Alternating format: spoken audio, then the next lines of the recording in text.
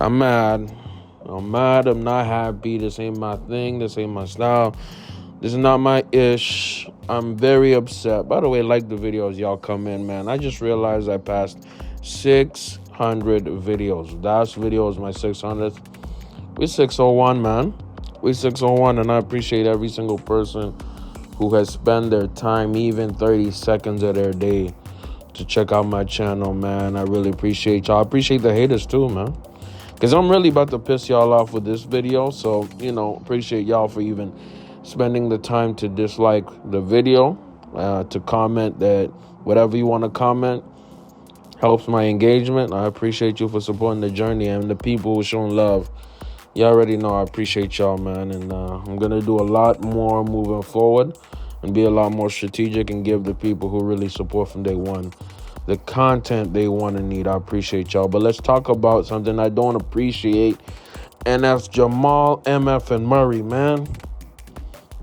Jamal Murray. And I'm going to say this, right? He's a fellow Canadian like myself.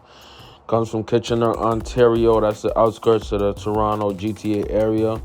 Shout out to him, man.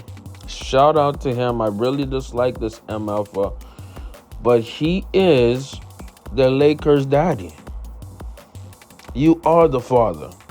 Unlike Fresh, actually, exactly like Fresh from Fresh and Fit, you are the father. Shout out to Maury Povich. You are the father. He's the father of the Lakers. And in the past 2 seasons, he's been their father. Like, let's stop the cap right here, man. Lakers got gentlemen swept by Jamal Murray. And you know what? As great as Jokic is, which he is, Jokic last night went 29 for 20 with 9 rebounds. It's pretty much he was going to have a 25 for 20, my bad. 9 rebounds, 9 assists, my bad. 20 rebounds, 25 points, 9 assists. He was about to have another triple-double, but it really did not matter that much because when it came down to it, it just came down to one man saying, I'm going to take us to the next round. I'm going to put the whole team on my back, though, like that Greg Jennings meme, on a broken effing leg. And he had a strained calf, I believe. He said, F that, I'm getting in the game. Mike Malone was trying to tell him, hey, man, rest up. But guess what was going to happen? The Lakers were going to win this game if Jamal Murray didn't play. And then it's game 6 in LA. You know they're winning game 6. And after that point, anything could happen in game 7. So this game 5, was critical. Keep in mind, the Lakers, for most of the series, were leading. I'm not lying to you.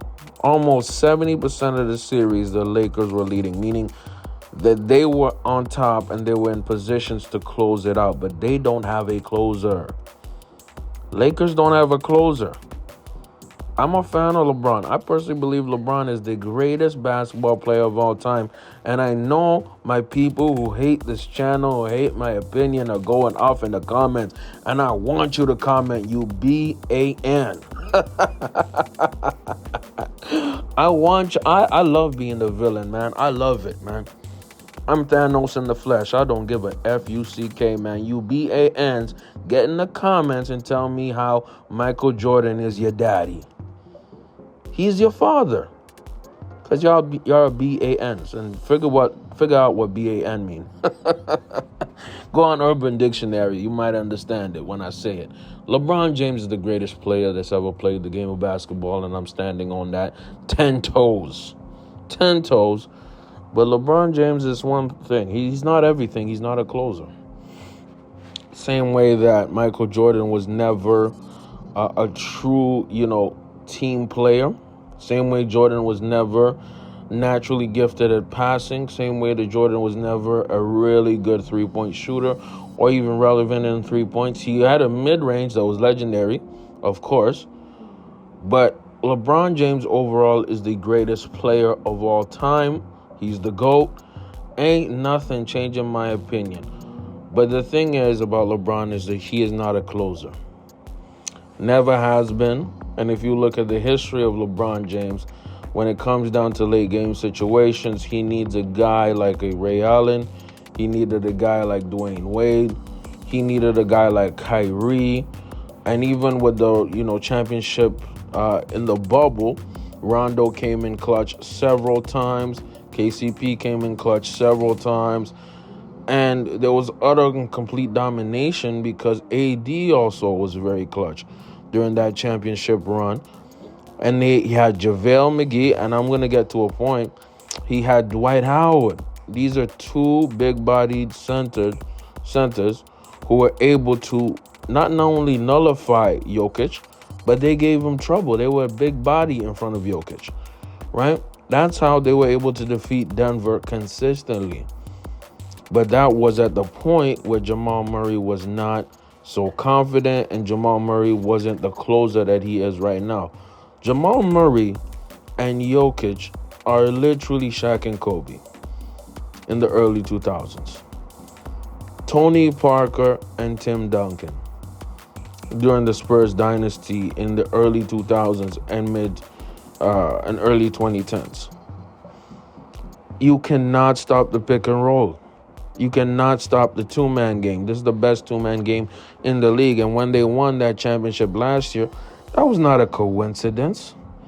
That wasn't a fluke. The best two-man game in the NBA. And trust me, if they win a couple more rings, you can put them up there with the best two-man game of all time. And unfortunately for the Lakers, AD got hurt with some kind of shoulder strain.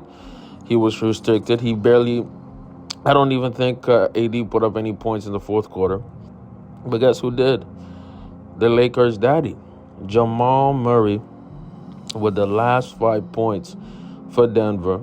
And this all started with about 4 minutes left in the game when Murray dunked on LeBron, shrugged and flexed on him. I knew it was going to be different. And similar to game 2, once Murray starts going in the fourth, the bucket, the hoop just gets bigger and his precision gets sharper. See, I'm not here to, poop on the Lakers, man. I'm not here to go on their necks. Lakers were always a flawed team. You know what I mean? They won the in-season tournament because the players were actually playing harder, which is kind of ironic. You know what I mean? You're getting paid millions of dollars and you're not playing hard. But the in-season tournament, they turned it up. LeBron James is LeBron James, but he's a 39-year-old man. He will lose steam at a certain point of the game, and unfortunately, he loses steam in the fourth quarter. That's why LeBron and Kyrie were so great. LeBron and Kyrie were so great because LeBron would handle the game, would manage the game, would take over, would give you a 30-point triple-double, would give you assists upon assists, would put players in position. But then Kyrie has that killer instinct where he's going to take that last-second shot. He's going to pull up and get a clutch three with, 30 seconds left on the clock. He's going to go for that game winner.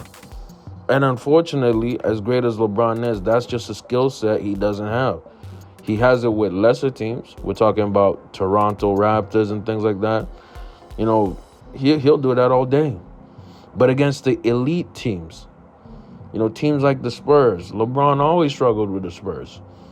Elite teams like Boston during his Cleveland Cavs career, who had a closer in Ray Allen, who had even a closer in Paul Pierce. He struggles against them. And that's what the Denver Nuggets are. Denver Nuggets have high dynasty potential because their two great players are 28, 27 years old. Talking about Jokic and Murray, man. And they have something that's extremely rare in the NBA, which is a closer, dog. Somebody who closes and shuts the door, dog. You know what I mean? I don't think there's even a lot of closers in the league. Think about it like this, man. Jamal Murray averages 3 to 4 points more in the playoffs than in the regular season, bro. Like this season, he averaged 21 points in the regular season, 26 in the postseason, man. That's what you need to win.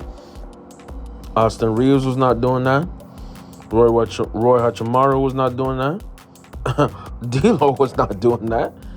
But then guess what? On top of them having, Murray going off, they have Michael Porter Jr. going off. So you getting smacked up from 5 different directions. MPJ has had an amazing series, and I'm not here to, down the Lakers. They just didn't have the capacity, man.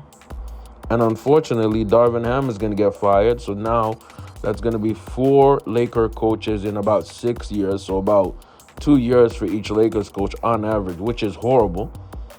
And you have, basically a 40-year-old man who is the greatest, hooper of all time, essentially, being a detrimental factor in the team. I personally believe that they need to consider trading LeBron. I'm being real with you, because the best player on the Lakers team is obviously AD. And the Lakers, ironically, play better with LeBron not on the court, because LeBron is almost like Luka. He's so ball dominant that he sucks up the air and the momentum of the team, man. I want to see LeBron go back to Cleveland. I want him to finish his career in Cleveland. I want him to actually play ball with his sons. Maybe Bryce in the future, but definitely with Bronny. I just think the Lakers dynasty, the Lakers organization is extremely toxic. The fan base is horrible. And, you know what I mean? The Lakers ironically play better with AD as clearly the lead and possibly playing power forward. They need to get a big. If they want to run it back against LeBron, they need to invest in a big center who actually can shoot. Because that's the only way they can even dream about touching the Denver Nuggets. Because I think the Denver Nuggets are going back to back. I do not see a team that can beat them. Maybe Boston, but Boston disappears sometimes. It's crazy. It's crazy. I've done 12 minutes on this video. I don't even know if y'all are still here. Y'all are definitely not here. But people who are here, tap that like button. Let me know what y'all think in the comments. If you hate my opinions, I love it. If you love my opinions, I appreciate you. And it's been Big JTV. Laker gang, we out. Bron gang, we definitely out. Cancun on 3. Deuces.